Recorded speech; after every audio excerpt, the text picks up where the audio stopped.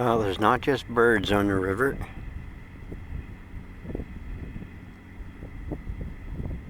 There's also pleasure boats.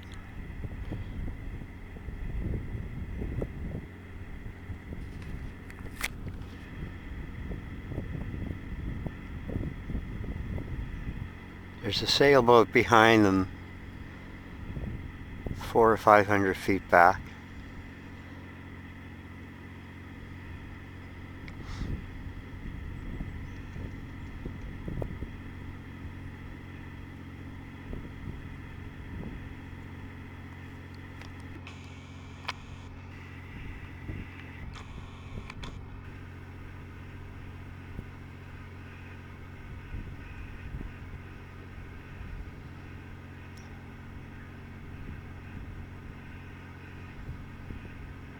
Yeah, you'd have to be quite wealthy to own a luxury item like that.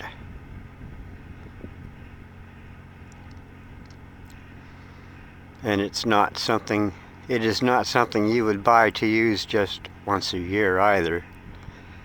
You'd want to be on it every chance you got. They're going to the KV. No, not the KV. It's the marina on the St. John River. That's where they're headed for it. That's the only place on the St. John River down here where you can moor up a boat like that or fuel up. The St. John Marina. I think this was why the pilot boat was out, because a pilot boat has to go out and these boats have to be inspected.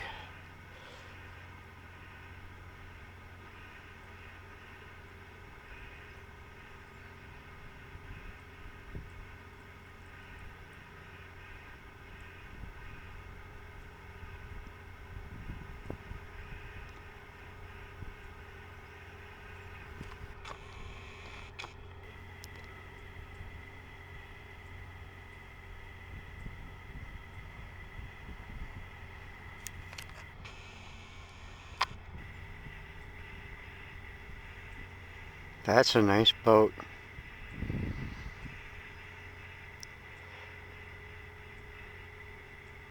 And we'll say bye to it.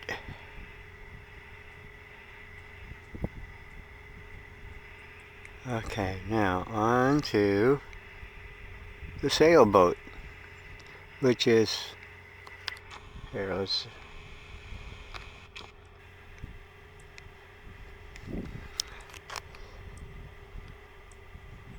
you got her. There's the sails.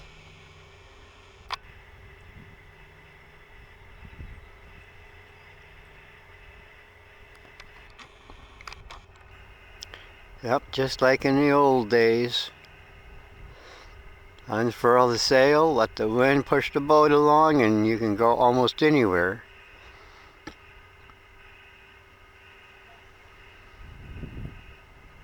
And it doesn't cost anything. The wind is free. You would have to be able to know where to get food and gas, and because they have to have the small engine on there for safety's sake.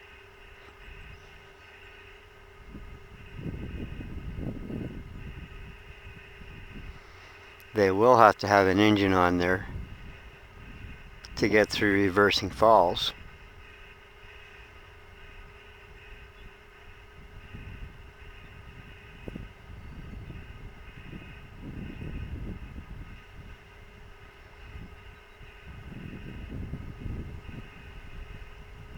Now the 3 boats that we saw,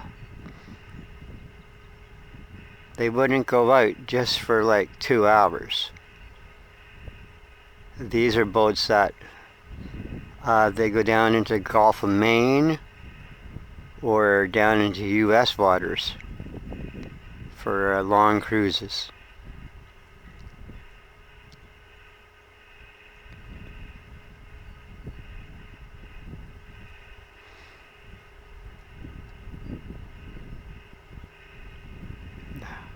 sailed skiffs were a common sight on the inshore in bodies of water like this, as were the tall sailing ships.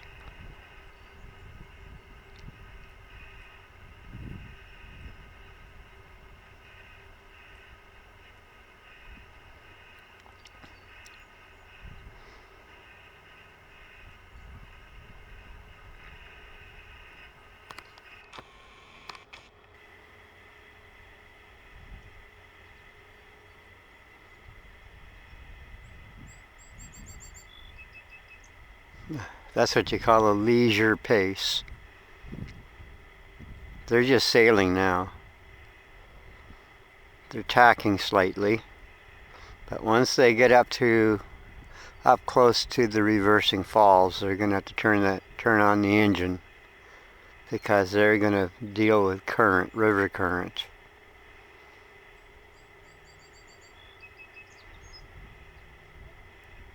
When the ocean and river current mix up together at the reversing falls bridge, the water is so turbulent.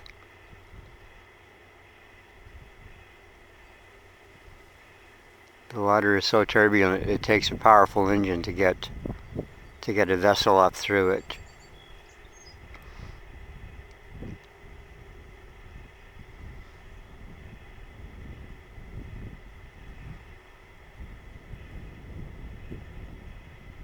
Champlain left a pretty interesting description of reversing falls.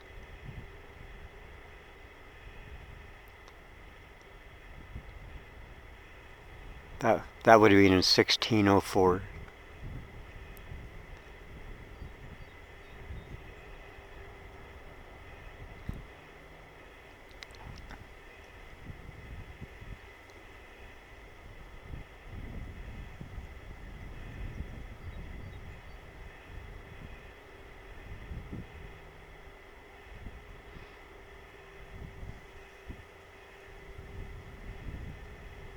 I think a tug is going to refuel.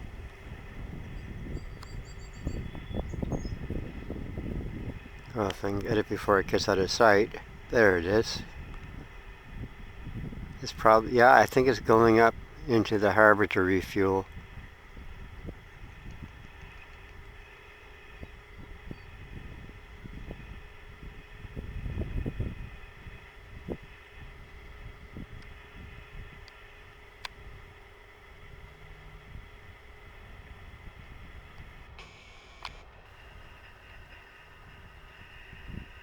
Oh, it's a nice boat.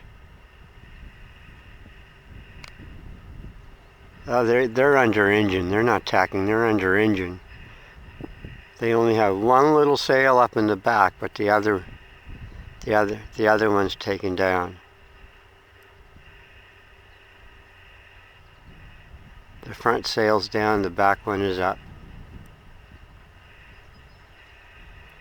And they have a small engine on the back, helping them along.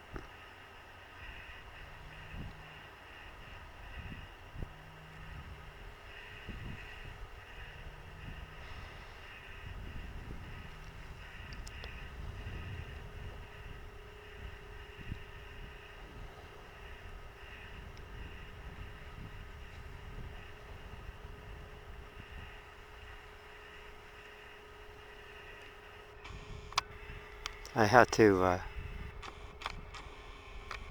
there we go. That might be better.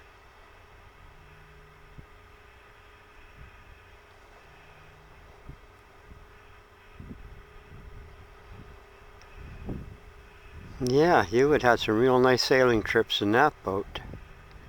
But with this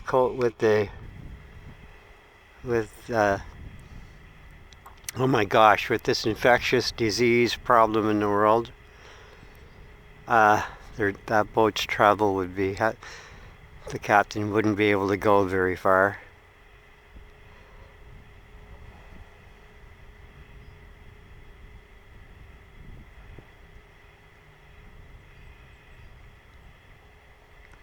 On the 31st, I think, of this month, July, they will be loosening travel restrictions. That's kind of scary, thinking about the infection problem down in the U.S. right now.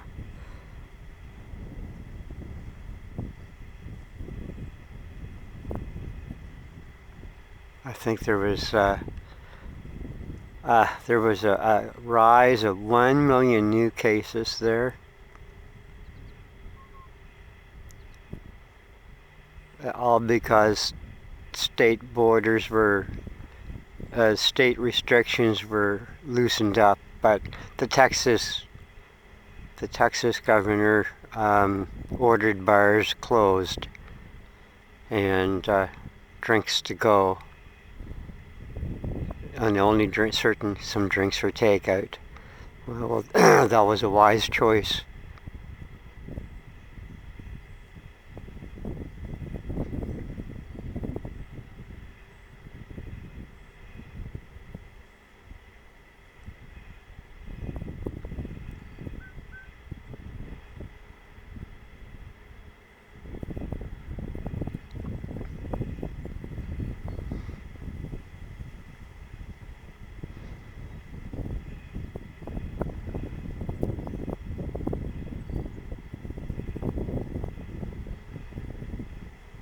That is a really nice boat.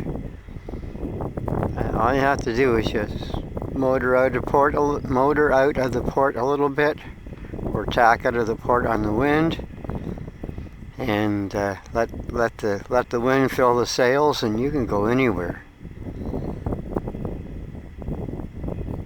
And you could travel for free. The wind would not cost anything. All you need is a food supply and a good working knowledge of the sea, and a good working knowledge of the boat, of course. Yes. I think the tug captain is going to give that boat room.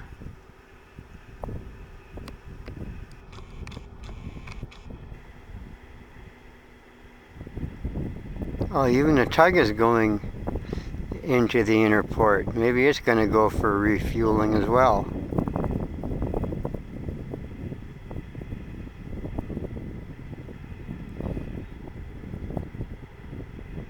Oh my God. There's sunlight. The sun's breaking through the cloud. Wow. It's a bloody miracle. The sun will go farther. Yeah. The sun is burning up the fog really quick. Amen.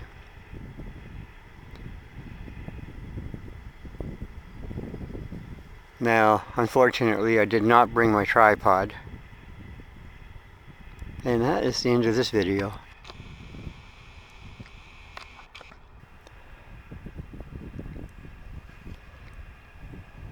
The fog is the fog is pulling back.